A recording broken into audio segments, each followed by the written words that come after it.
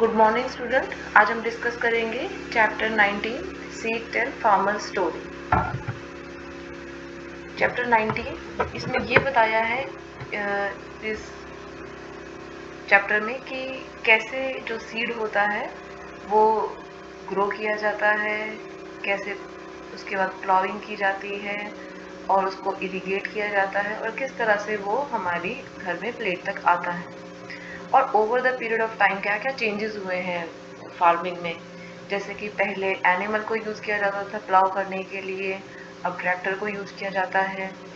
और पहले इरिगेशन के अलग डिफरेंट तरीके थे, जैसे कि पानी जो डीप वेल था उसमें उससे रहट या मोट से बना के पानी निकाला जाता था, छोटे छोटे चैनल्स बनाए जाते थे जिससे कि पानी खेतों तक आए। धीरे धीरे ये जो चीज़ें हैं चेंज होती गई। अब जो सीड्स हैं वो केमिकल ट्रीटेड सीड मिलते हैं। पहले फार्मर अपने सीड्स स्टोर करके रखते थे और केमिकल फर्टिलाइज़र का यूज़ नहीं होता था, इंसेक्टिसाइड का नहीं यूज़ होता था। और वो सब यूज़ ना होने की वजह से और उसमें cow dung as a manure डालने की वजह से मिट्टी बहुत अच्छी रहती थी और बहुत अच्छा चीज़ों का प्रोडक्शन होता था और टेस्ट भी बहुत अच्छा होता था, जो चीज़ बिना इंसेक्टिसाइड और बिना केमिकल फर्टिलाइज़र के यूज़ की जाती थी। अब एक्सेस केमिकल फर्टिलाइज़र के यूज़ करने से और क्रॉप की रोटेशन ना करने से क्या हुआ कि धीरे धीरे सॉइल की फर्टिलिटी कम होती गई। तो ये चैप्टर में हम पहला क्वेश्चन देखते हैं, why did farmer keep seeds of good crop. तो जो फार्मर है, जो किसान है, वो अच्छे सीड्स क्यों रख लेते हैं। Farmer keep aside few seeds of good crop to grow them in next season. तो जो अच्छा सीड होता है वो आसानी से अगले साल उग जाता है, तो इसीलिए वो कुछ बीज अपने नेक्स्ट टाइम ग्रो करने के लिए, नेक्स्ट सीजन में ग्रो करने के लिए रख लेते थे। How was seed protected in 20th century. Seed को कैसे प्रोटेक्ट किया जाता था in 20th century. Seed were preserve by thoroughly drying them. सबसे पहले सीड को, जो भी गेहूं है, चावल है, जो भी जो सीड्स होते हैं, मस्टर्ड सीड है, उनको पहले अच्छे से ड्राई किया जाता है। जैसे कि हमने पहले पढ़ा है कि जो भी चीज़ ड्राई होती है, जिसका वाटर कंटेंट कम होता है, वो हम अच्छे लॉन्ग टाइम तक प्रिजर्व कर सकते हैं उन चीज़ों को। After drying them they were kept inside dried gourd which was coated with mud to protect them. उसके बाद उनको सूखे हुए गोर्ड में रखा जाता था या फिर वुडन बॉक्स में रखा जाता था जिसमें नीम के पत्ते डाले जाते थे। तो देखते हैं, देखिए ये गोर्ड की फोटो है। ये हिंदी में से घिया बोलते हैं और गुजराती में से दूधी बोलते हैं। तो जब ये सूख जाता है तो ये ड्राइड गोर्ड है। तो ये इस तरह बॉटल बन जाती है इसकी अपनी। आप देखिए, इसको अंदर, इसको यहाँ से कट करके इसके अंदर सीड को स्टोर किया जाता था और फिर इस लिड को, ढक्कन को वापस बंद कर दिया जाता था और उसके चारों तरफ मिट्टी लगा दी जाती थी कि ये एयर टाइटनिंग का, जैसे आजकल हम एयर टाइट जार खरीदते हैं, तो बिल्कुल उस तरह से एयर टाइट जार बना के सीड्स को रख दिया जाता था। दूसरा, एक वुडन बॉक्स में रख दिया जाता था जिसके अंदर नीम के पत्ते डाल दिए जाते थे। आज भी ऐसा नहीं है, पुराने ज़माने में आज भी बहुत बार ऐसा किया जाता है कि जब हम गेहूँ खरीद के लाते हैं तो उसमें कुछ नीम के पत्ते डाल के रख देते हैं जिससे कि अलग अलग टाइप के कीड़े उसको ना खराब कर सके। How is undhiyu prepared. Undhiyu got its name from the Gujarati word undu, which means upside down. This dish is traditionally cooked upside down in earthen pot and contain different types of vegetable. Undhiyu बहुत ही delicious एक recipe होती है जो गुजरात में उत्तरायण के time बनाई जाती है स्पेसिफिकली। तो ये वर्ड ऊंधू, ऊंधू का मतलब होता है उल्टा, अपसाइड डाउन। तो क्योंकि एक अर्दन पॉट में, एक मटके में, मिट्टी के बर्तन में सारी वेजिटेबल्स, घी, सब स्पाइसेस सब डाल के उसको अच्छे से लिड टाइट करके उसको अपसाइड डाउन रख दिया जाता था, जिसमें कि धीमी धीमी आंच पे सब्जियां अंदर पकती थी। तो इसमें बहुत ही अच्छा उसका टेस्ट और बहुत ही अच्छा फ्लेवर आता था इसमें। तो ये देखिए, ये मटका उल्टा रखा हुआ है, अपसाइड डाउन, ऊंधू। और इसके ऊपर ये काउडंग केक, गोबर के उपले चारों तरफ रखे हैं जिससे कि ये ऐसे सिकती थी सब्जियां इसके अंदर और इसका बहुत ही अलग टेस्ट आता था। Name to festival related to farming. तो फार्मिंग से यानी खेती से जुड़े कोई दो फेस्टिवल बताने हैं। तो हम कोई भी लिख सकते हैं, पोंगल इन तमिलनाडु, ओनम इन केरल, रंगाली बिहू इन आसाम। तो ऑलमोस्ट हर स्टेट में जो क्रॉप से रिलेटेड कोई ना कोई फेस्टिवल एक स्पेसिफिक टाइम में मनाया जाता है। What were and are various ways by which farmer irrigate their field? तो इसमें हमें दो बातें बतानी है। What were, क्या तरीके थे, and are, क्या तरीके हैं, various way by which farmer irrigate their field। तो इरिगेशन के, सिंचाई करने के पहले क्या तरीके थे और अब क्या तरीके हैं। तो सबसे पहले हम पुराने टाइम के बारे में बताएंगे। In the olden days people irrigated field by, तो पुराने ज़माने में बहुत सारे तरीके थे। उसमें सबसे पहले है मोट। मोट में क्या है कि एक पानी का कुआं के पास एक चैनल बना दिया जाता है और उस चैनल में कोई इंसान खुद से आके मैनुअली उसमें से पानी निकाल के उस चैनल में डालता है और ये चैनल खेतों तक जाता है। उसके बाद है चेन एंड पुली सिस्टम। एक जो कुआं है, कुएं के ऊपर चेन और पुली लगा दिए जाते हैं। तो जो पुली होता है वो कुएं के अंदर होता है और चेन उसको खींचता है। तो इस तरह से ये पानी बाहर निकालते हैं और एक चैनल के थ्रू पानी खेतों में पहुंचाया जाता है।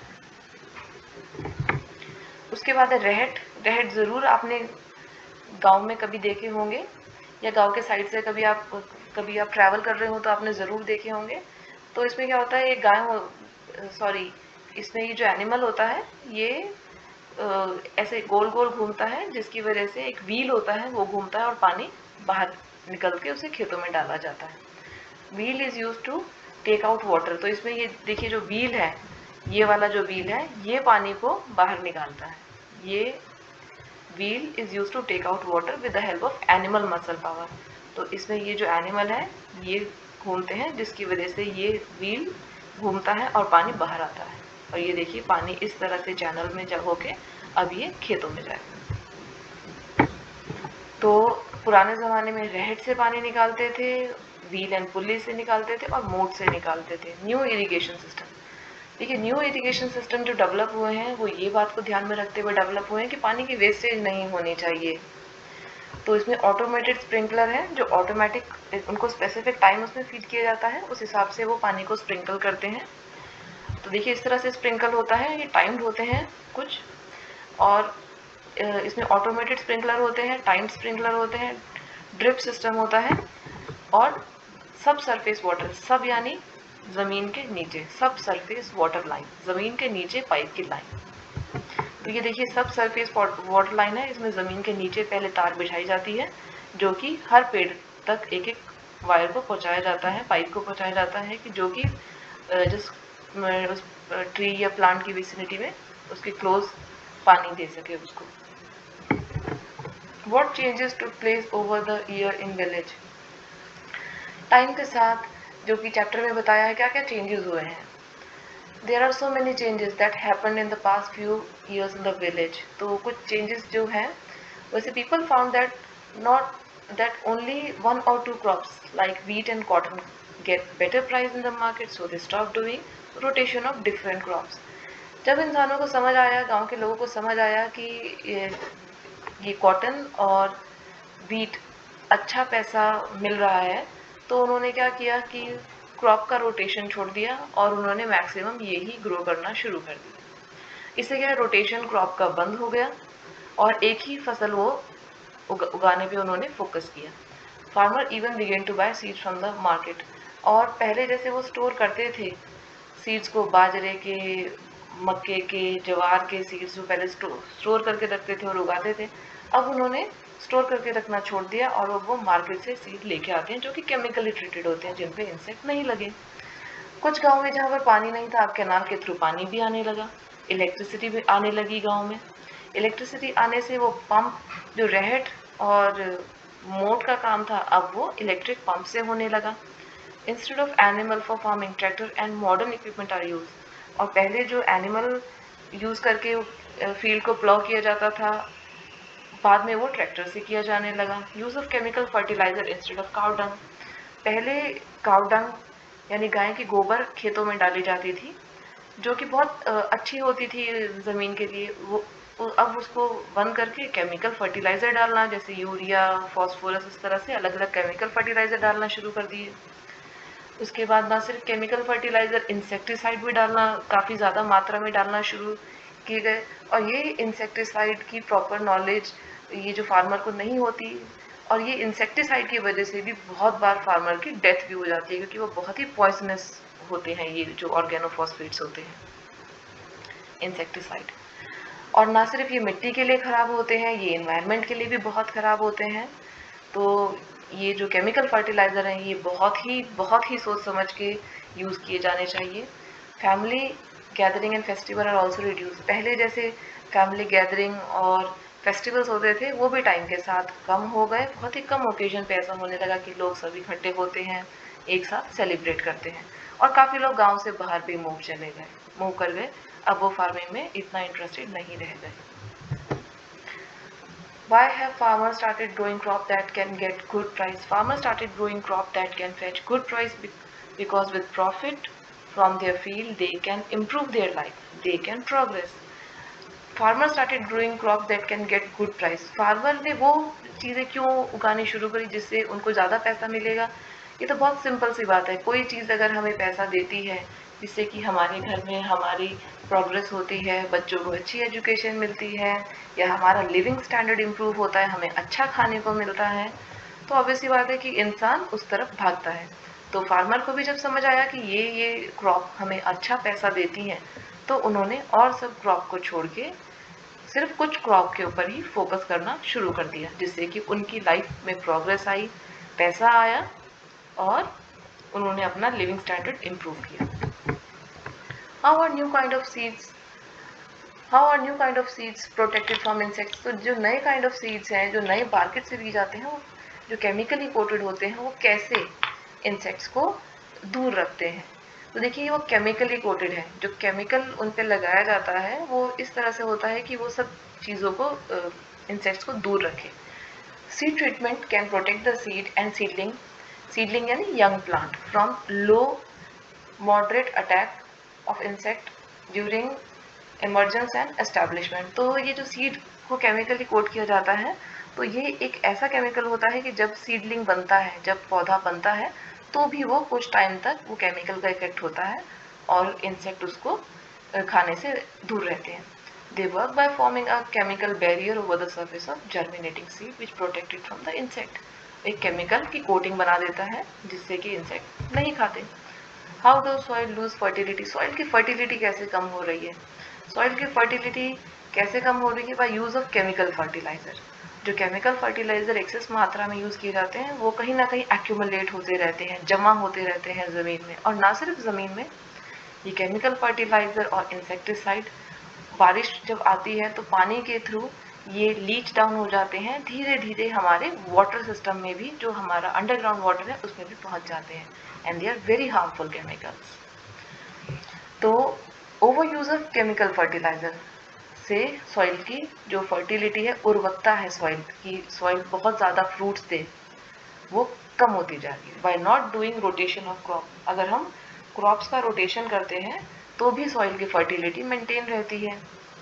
By not adding organic manure, अगर हम ऑर्गेनिक कंपोनेंट्स जैसे कि काउ डंग या गिरे हुए पत्ते, ये सब खाद, घर की सब्जियों का वेस्ट अगर हम डालें, तो इससे क्या है कि अर्थवर्म आएंगे और वो इनको खाएंगे, और इनको खाने के बाद जो वो उनका एक्सक्रीटा होगा, यानी उनका वेस्ट प्रोडक्ट होगा, तो वो जो है वो पेड़ों के लिए बहुत फायदेमंद होता है।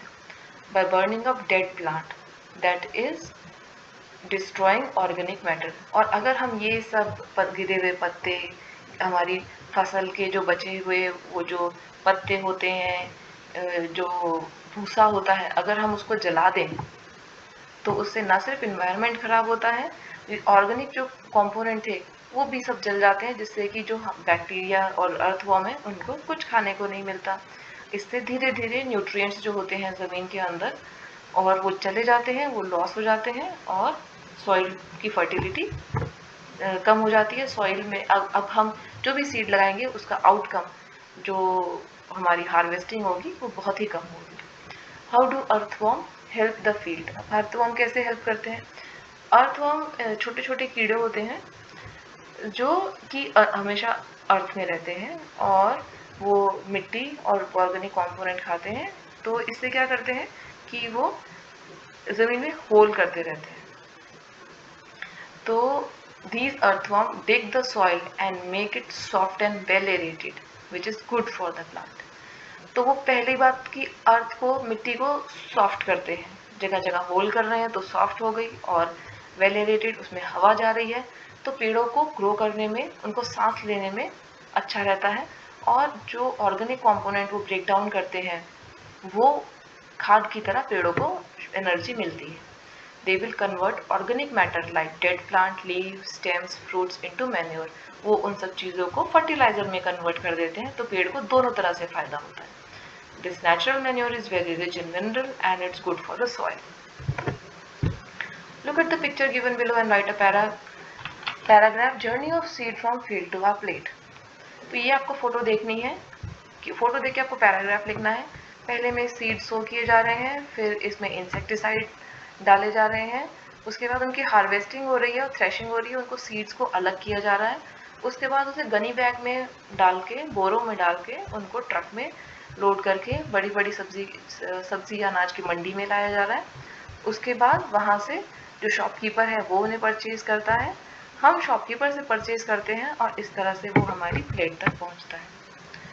Farmer work hard to produce vegetable and grain in the field, and this begin with plowing the field with the tractor or animal. सबसे पहले खेत को प्लाव किया जाता है, जिससे कि ज़मीन को अपसाइड डाउन किया जाता है, जिससे कि ज़मीन के अंदर हवा जाए और अर्थ लूज हो जाए, सीड आसानी से लगाई जा सके। Good quality of seed are selected and sowing is done at a regular interval. तो एक स्पेसिफिक जगह छोड़ छोड़ के सीड को लगाया जाता है, ऐसा नहीं एक साथ सब रख दिए जाते हैं, एक जिससे कि सब सीड्स को अलग, जब वो पेड़ बने तो न्यूट्रिशन मिल सके। तो अच्छी क्वालिटी के सीड को एक स्पेसिफिक डिस्टेंस पे लगाया जाता है। Proper watering is done at regular interval with spraying of insecticide, और हर थोड़े थोड़े इंटरवल पे उनको पानी दिया जाता है और उनके ऊपर इंसेक्टिसाइड डाले जाते हैं पेड़ों के ऊपर। When crop mature, it is harvested, dried and stored in gunny bag. जब क्रॉप मैच्योर हो जाती है, पक जाती है फसल, उसको काटा जाता है, उसके छिलके से उसको अलग किया जाता है, कूटा जाता है, उसको सुखाया जाता है और उसको फिर हम बोरों में भर देते हैं। Later it is transported in truck to mandi, that is large market. बोरों में भरने के बाद, गनी बैग में भरने के बाद उनको बड़ी बड़ी मंडियाँ होती हैं जहाँ पे उनको भेज दिया जाता है। From mandis gunny bag are purchase by shopkeeper. अब वहाँ से जो शॉपकीपर्स हैं, क्योंकि ये होलसेल मार्केट भी होती है, यहाँ से इन्हें बहुत सस्ता मिलता है, तो ये मंडियों में से जाके शॉपकीपर अपने लिए अनाज, गेहूँ, बाजरा, रागी जो भी हो वहाँ से परचेज कर लेते हैं। We go to the shopkeeper and get required item for a house which is cooked and served. हम जाते हैं दुकान वाले के पास और हम आटा, दाल, चावल, रागी, बाजरा, जो भी हमें चाहिए होता है हम शॉपकीपर से खरीदते हैं और फिर वो हमारी प्लेट तक पहुंचता है। Fill in the blank. Undhiyu means dash in Gujarati. Undhiyu का मतलब है ऊंधू, ऊंधू का मतलब उल्टा, upside down. Cotton was spun on wheel to make cloth. तो जो एक कॉटन होता है उसको चरखे पे घुमाया जाता है, जिससे कि उसका एक वो बन जाता है थ्रेड, और फिर उसका कपड़ा बन जाता है। What a tractor can do in a day, the bullock would take many days to do. जो ट्रैक्टर एक दिन में काम कर सकता है, वही काम जो बैल होता है उसको बहुत टाइम लगता है करने में। Cow dung are used as manure in earlier time. जो काउ डंग है उसको पुराने ज़माने में, और इनफैक्ट पुराने ज़माने में नहीं, आज भी काफ़ी खेतों में गाय के गोबर को ही मैन्योर की तरह यूज़ किया जाता है, along with other chemical fertiliser. Household waste can be converted into compost, which is a natural fertilizer. Household waste जो होता है हमारे घर में, जैसे जो भी सब्जियों का वेस्ट होता है, अगर हम उसे अच्छे से एक जगह पे डंप करें और तो वो भी एक फर्टिलाइजर की तरह it act as a natural fertiliser, और इनफैक्ट वो ज़्यादा अच्छा फर्टिलाइजर होता है as compare to chemical fertiliser. Undhiyu is usually eaten with bajra roti. तो ऊंधियों को ज़्यादातर बाजरा रोटी के साथ खाया जाता था, लेकिन आज की डेट में कोई कैसे भी, आप कोई भी रोटी के साथ खाते हैं इसको, तो आप बाजरा लिख सकते हो इसमें या पर्ल मिलेट लिख सकते हो। आपको ये क्रॉप्स आइडेंटिफाई करनी है, पल्सेस, वेजिटेबल सब कुछ दिया है इसमें। तो पहला है कॉर्न, उसके बाद है अनियन, उसके बाद जो फोटो दी है वो बाजरे की है, जो थर्ड फोटो है वो किडनी बीन्स की तरह लग रही है। नेक्स्ट जो फोटोग्राफ है वो वीट की है, गेहूं की बाल जो होती है। उसके बाद पटेटो है, आलू। उसके बाद लेंटिल जो फोटो है ये कुछ कुछ ऐसा दिख रहा है जैसे दाल रखी हो। उसके बाद है tomatoes. Tick the correct answer, इसमें से करेक्ट आंसर को टिक करना है। Dash celebrate the harvest of their crop, कौन सेलिब्रेट करता है, लैंडलॉर्ड या फार्मर? फार्मर सेलिब्रेट करते हैं। Undhiyu is a kind of stew, क्योंकि इसमें बहुत सारी सब्जियां होती हैं। It's a kind of stew. Farmer grow crop according to, farmer कैसे उगाते हैं? अकॉर्डिंग टू देयर विश, नहीं ऐसा नहीं होता आज मैं चाहूँ कि कुछ भी उगा दूँ तो नहीं, इट्स नॉट पॉसिबल। जो सीजन के हिसाब से है वही उगेगा। Dash is use to spun cotton, चरखा, wheel is use to spun cotton. Dash is use to plough the field, field को प्लाउ कैसे किया जाता है? ट्रैक्टर से। Mortar and pestle are use, mortar and pestle होता है कूटने वाली, जिससे कूटते हैं। तो mortar and pestle are use for crushing the thing, they are not use for chopping the thing. Right, true और फॉल्स? तो आपको ट्रू और फॉल्स बताना है। Seeds are kept in wooden box in earlier time, पुराने जमाने में जो सीड्स को स्टोर करने के लिए लकड़ी के डब्बों में रखा जाता था क्या? हाँ बिल्कुल सही, true. There is no need to protect grain and pulses from insect, कोई ज़रूरत नहीं है कि हम अपनी ग्रेन्स और पल्सेस को, दालों को इंसेक्ट से बचाएं। बिल्कुल गलत बात है, अगर नहीं बचाएंगे तो सब कुछ इंसेक्ट खा जाएंगे। Electric motor is often use to pump water, electric motor से ही पानी निकाला जाता है। Very true. अर्थवर्म और सॉइल बेस्ट फ्रेंड, सॉइल के बेस्ट फ्रेंड होता है अर्थवर्म, बिल्कुल सही बात है ये। Dried leave make the soil fertile, जो गिरे हुए पत्ते होते हैं उससे सॉइल फर्टाइल बनती है, बिल्कुल सही बात है। Farmer never take bank loan, farmer कभी बैंक का लोन नहीं लेते, ये बात फॉल्स है। Many farmer commit suicide because they are unable to return their loan, हाँ बिल्कुल सही बात है। बहुत से फार्मर लोन ले लेते हैं और वो उसको चुका नहीं पाते, उस वजह से बहुत फार्मर सुसाइड भी करते हैं। Thank you.